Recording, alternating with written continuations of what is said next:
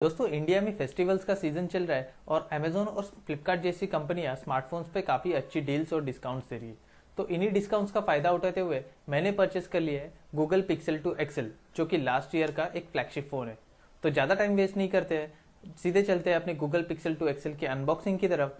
Hello दोस्तों, मेरा नाम है अमोल और आप देख रहे हैं नुस्ता टेक्निकल चैनल को।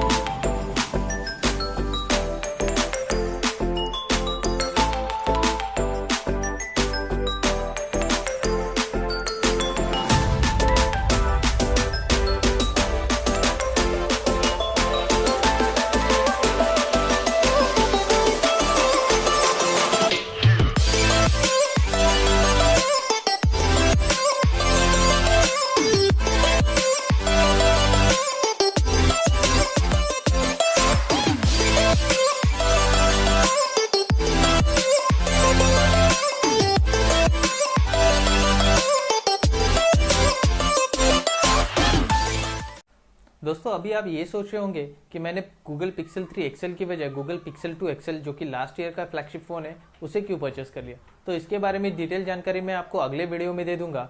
फिलहाल के लिए आपको ये अनबॉक्सिंग का वीडियो कैसा लगा हमें ज़रूर कमेंट बॉक्स में लिखिएगा, और आपको अगर ये वीडियो पसंद आया हो तो इसे लाइक कीजिए, सब्सक्राइब कीजिए और अपने दोस्तों के साथ शेयर कीजिए।